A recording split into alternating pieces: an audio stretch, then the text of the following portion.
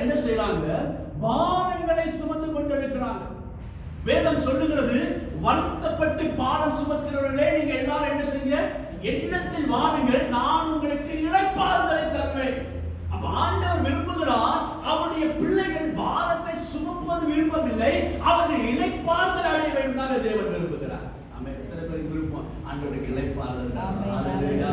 ஆமென். அப்ப இளைப்பாறுதல் கிடைச்சா நீங்க என்ன செய்ய போறீங்க? ஆமென். நாளைக்கு தேவனை மகிமைப்படுத்த போறோம். எப்படி மகிமைப்படுத்த போகிறோம்? ஆண்டவருடைய ஆலயத்துல வந்து நாங்க மகிமைப்படுத்த போகிறோம். கர்த்தருடைய பிரசன்னத்துல வந்து நாங்க மகிமைப்படுத்த போகிறோம். மற்ற ஜனங்களுக்கு முன்பதாக ஆண்டவரை நாங்க மகிமைப்படுத்த போகிறோம். ஹalleluya. இதைதான் இந்த சபையில ஆராதிக்கிற உங்க வாழ்க்கையில் ஆண்டவர் செய்ய போகிறார். நேற்று நான் ஜெபிக்கும் பொழுது ஆண்டவர் சொன்ன காரியம் அதுதான். நல்ல ஒரு செய்தியை கொடுத்தார். அந்த செய்தி உங்களுக்கு ஆசீர்வாதமாய் அமையும் என்று நான் விரும்புகிறேன். ஆன்லைன் மூலமாய் கேட்கிறவர்களுக்கும் ஆசீர்வாதமாய் அமையும் என்று நான் விரும்புகிறேன். வேதம் சொல்லுகிறது, இந்த ஜனங்கள் பாரங்களை சுமந்து இந்த பாரங்களை நாங்கள் எங்கே இறக்கி வைக்கலாம்? இந்த பாரங்களை எங்களால் சுமக்க முடியவில்லையே, இந்த பாரத்தை சுமந்து கொண்டு எங்களால் இந்த ஓட்டத்தை ஓட முடியவில்லையே, எங்கள் குடும்பங்களில் உள்ள பிரச்சனைகள், எங்கள் குடும்பங்களில் வேதனைகள், எங்கள் குடும்பங்களில் சந்தோஷம் கிடையாது, ஏதாவது ஒரு பிரச்சனை, இதை சுமந்து செல்ல வேண்டியதாக இருக்கிறது. ஆண்டவர் அவர்களை பார்த்து சொல்றார், வருத்தப்பட்டு பாரம் சுமக்கிறவர்களே நீங்க எல்லாரும் இடத்துல வாருங்கள், நான் உங்களுக்கு இளைப்பாறுதல். ஆமென். மூன்று விதமான மனிதர்களை விரும்புவதாக வைக்க விரும்புகிறேன். முதலாவதாக, பாரத்தை ஒரு மனுஷன் என்ன செய்கிறான்?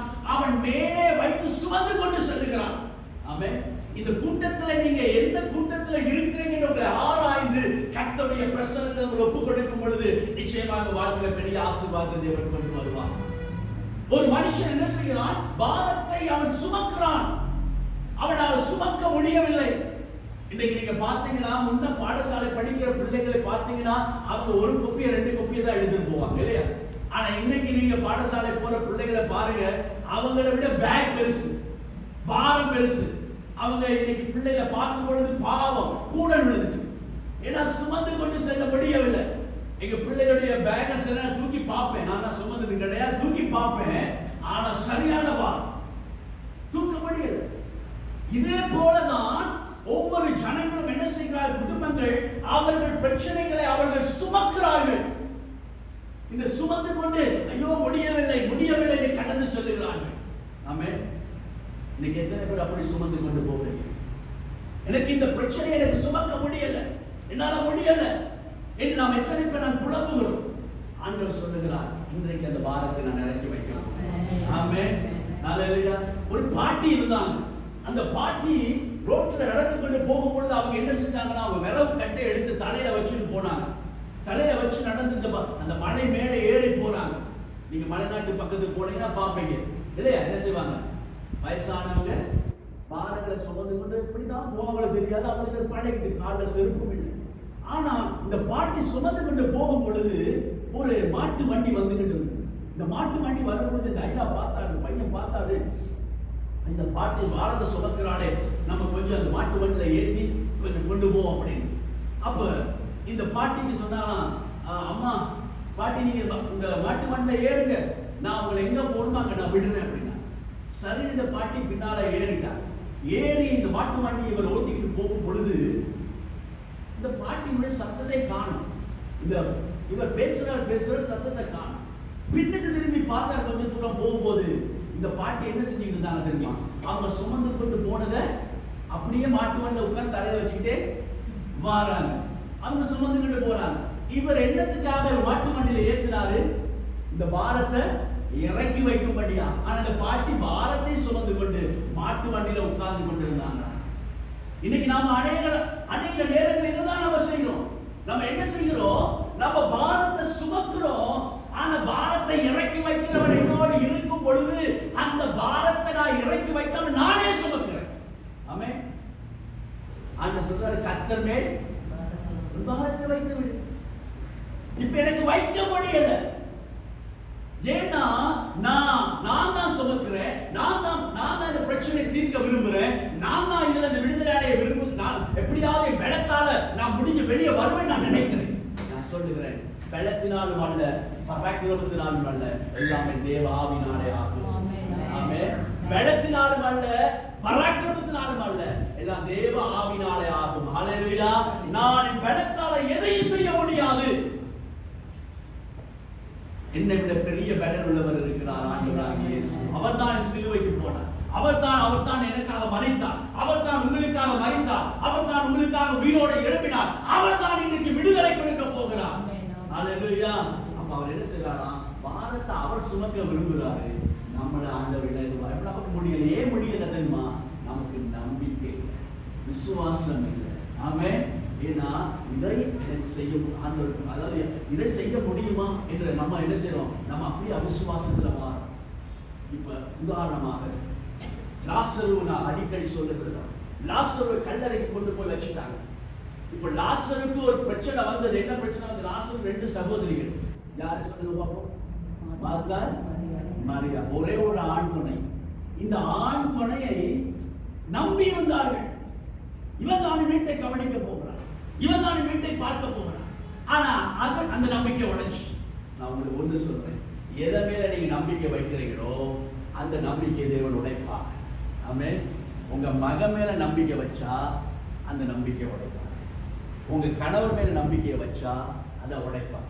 உங்க மனைவி மேல நம்பிக்கை வச்சா அதை உடைப்பார். ஆமென். மனுஷன் மீது நம்பிக்கை வச்சா அதை உடைப்பார். ஏன்னா ஆண்டவர் விரும்புகிறாரு அவரை விசுவாசிக்கிறவர். நான் நம்பி இருக்கிறவர்களை போட்டுட்டு போகலாம், நான் நம்பி இருக்கிறவரை விட்டுட்டு போகலாம். ஆனா ஏன் ஆண்டவர் அதை செய்தார்னா, நான் அவரை நம்ப கூடாது. ஆமென். அவர் சொல்ற, நாசில் சுவாசம் உள்ள மனுஷனை நம்பாது. இந்த காலை வேளை நீங்க யார் மேல நம்பிக்கை வச்சிருக்கிறீங்களோ, இந்த காலை வேளையில எதை குறித்து இது செய்து முடிக்க முடியும் என்று நம்பி இருக்கிறீர்களோ, அதை அப்படியே மாற்றி இயேசுவால மாத்திரமே இது முடியும் என்று நீங்க நம்பும் பொழுது இந்த காலை வேளை நீங்க விடுதலையோடு இந்த இடத்தை விட்டு திரும்பி போவீங்க. ஆமென். விடுதலையோடு திரும்பி போவீங்க. இதுதான் கர்த்தர், இதுதான் ஆண்டவர். அவர் சொல்லுகிற பாருங்க, லாசரு நம்பி இருந்தாங்க, லாசரு செத்து போயிட்டான், சுகமில்லாம போயிட்டான். உடனே இயேசுக்கு என்ன செய்யறாங்க? ஒரு செய்தி அனுப்புறாங்க. இயேசுவே, உங்க நண்பன் சுகமில்லாம இருக்கிறார். ஆமென். அப்ப இயேசு கிறிஸ்து என்ன செய்கிறாரு? போனாரா? அந்த கதை தெரியுமா ஒரு வேதத்துல? யோவான் எழுதுற சுவிசேஷத்துல இருக்குது. என்னது? இயேசு கிறிஸ்து போகவே இல்லை. ஆமென். இப்ப எங்களை கூப்பிடுறாங்க ஒரு வீடுகளை ஜெபிக்க, சில போகாடி கோச்சு போடுவாங்க, செய்ய வழி இல்லை. ஏன்னா ஆண்டவர் சொன்னாதான் நாம செய்வோம். ஹல்லேலூயா. சில வீடுகள்ல சீக்கிரமாய் நான் போக வேண்டியதா இருக்கும். ஏன்னா ஆண்டவர் அனுமதி கொடுப்பார், அந்த வீட்டுக்கு உடனே போ. சில வீடுகளுக்கு சொல்லுவார், இல்ல போக, அவங்க கூப்பிடுவாங்க, போக. ஆனா ஆண்டவர் சொல்லுகிற இடத்துக்கு நாங்க போகும்பொழுது நிச்சயமாய் தேவன் பெரிய காரியம் செய்வார். ஹல்லேலூயா. இப்ப லாசரு சுகமில்லாம போன இயேசு வரல. லாசரு இவன் செத்து போயிட்டாரு. செத்து போனோன்னு வாசிக்கிறீங்களா? இல்லை, மூஞ்சி பார்க்குற மாதிரி தெரியாத மாதிரி சொல்லி நினைக்கிறேன். யோவான் 11ஆம் அதிகாரம் இருக்குதுன்னு. அப்ப நீங்க வீட்டை வாசிச்சு பாருங்க, டைம் இல்லாதனால. அப்ப லாசரு செத்து போயிட்டார். இப்ப செத்து போன பிறகு என்ன அடுத்தது? அடக்கம் தான், இல்லையா? அப்ப மறைத்து போன பிறகு இனி ஏதாவது நடக்குமா? நடக்காது. லாசரு செத்ததான், திரும்ப வர முடியாது. அப்ப இயேசு நீ வந்தா என்ன, பராட்டி என்ன? அப்படிதான் அவங்கள எண்ணம். சுகமில்லாம நேரம் வந்தா ஏதோ சுகப்படுத்தலாம். இப்ப செத்து போன பிறகு இயேசு வந்து என்ன செய்ய? அப்படியும் பார்த்தா இயேசு செத்த பிறகு எழுப்புவார், பார்த்தா எழுப்புவார். இப்ப லாசரை கொண்டு போய் என்ன செய்யறாங்க? இயேசு வரல, செத்த பிறகு எங்க போயிட்டாங்க? அடக்கம் பண்ணிட்டாங்க. அடக்கம் பண்ணி 4 நாள் ஆகின பிறகுதான் இயேசு வராரு. ஹல்லேலூயா. நாம எத்தனை நாளைக்கு வராரு ஆண்டவர்? 4 நாளைக்கு வராரு. இப்ப 4 நாளைக்கு வர வந்து என்ன பிரயோஜனம்? என்ன அப்படிதானே? காரியம் எல்லாம் முடிச்சு அடக்கம் பண்ணி வந்து கொடுத்துரு போனா, அடக்கம் வந்து பண்ண பிறகு 4 நாளைக்கு என்ன நடக்கும்? நாத்தம் தான் அடிக்கும். ஆமே. நம்பிக்கையே போச்சு, இனி எங்களால் முடியாதுன்னு போச்சு. இந்த காலை வேளை சொல்ற ஆண்டவர் உங்களுக்கு முடியாதுன்னு சொல்ற இடத்துல தான் ஆண்டவர் புதிய அத்தியாயத்தை. ஆமே. நீங்க முடியாது, என்னால முடியாது, இந்த பிரச்சனையை தாங்கிக் கொள்ள முடியாது, என்னால இனி மேல வர முடியாது, ஆண்டவரே நீங்க தான் சரணடையும் பொழுது கர்த்தரால முடியும் பெரிய காரியங்களை செய்யும்படியாக. ஹல்லேலூயா, ஹல்லேலூயா, ஹல்லேலூயா. ஆகையால் இன்றைக்கு நீங்க முடியும் என்றதை ஆண்டவரே எனக்கு முடியாது என்று சொல்லும் பொழுது ஆண்டவரால் முடியும் உங்க வாழ்க்கையில் புதிய ஒரு அத்தியாயத்தை நடக்கும்படியாக. ஹல்லேலூயா. இப்ப லாசரு செத்த பிறகு இயேசு வரார். நீங்க என்ன நினைக்கிறீங்க? மரித்து 4 நாளைக்கு பிறகு இயேசு வந்த பிறகு என்ன நடக்கும் நினைக்கிறீங்க? நம்ம குடும்பத்தில் அப்படி நடந்தா நாங்க என்ன நினைப்போம்? யோசிச்சு பாருங்க. நம்ம என்ன நினைப்போம்? முடிஞ்சு இனி எங்களுக்கு ஆறுதலாவது சொல்லிட்டு போங்க. ஆண்டவர் ஆறுதல் சொல்ல வரல, எழுப்ப வந்திருக்கிறார். ஆமென். உயிரோடு எழுப்போம். இன்னைக்கு ஆண்டவர் உங்களுக்கு என்ன செய்ய வந்திருக்கிறாரு? உங்களை ஆண்டவர் உயிர்ப்பிக்கும்படியாக வந்திருக்கிறார். அதுக்கு திரும்ப விசுவாசிக்கிறீங்க.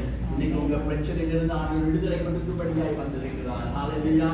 அப்ப லாசருவை பார்த்து ஆண்டவர் மார்த்தா மரியாளை பார்த்து என்ன சொல்றாரு? மார்த்தா மரியாளே, நீ விசுவாசித்தால் தேவனுடைய மகிமையை காண்பாய். இன்னைக்கு அதே கேள்வி நானும் கேட்கிறேன். நீங்க விசுவாசித்தால் தேவனுடைய மகிமையை காண்பீர்கள். யாரு மகிமையை காண்பீர்கள்? தேவனுடைய மகிமையை காண்பீர்கள். அப்ப ஆண்டவர் சொல்லுகிறார், லாசருவே எழும்பி வா. ஆமென்.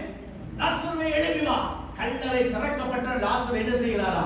எழும்பி வாரார். ஹalleluya. எத்தனை பேர் கரங்களை தட்டி தேவனை மகிமைப்படுத்துவோம். செத்து 4 நாள் கழித்த லாசருவை ஆண்டவர் எழுப்பி கொண்டு வாரார் என்றால், உங்களால முடியாது என்று நீங்க அவமானப்பட்ட, ஒதுக்கப்பட்ட, பிரிக்கப்பட்ட, தள்ளப்பட்ட இடத்திலிருந்து ஆண்டவர் உங்களை தூக்கிவிட அவர் வல்லமை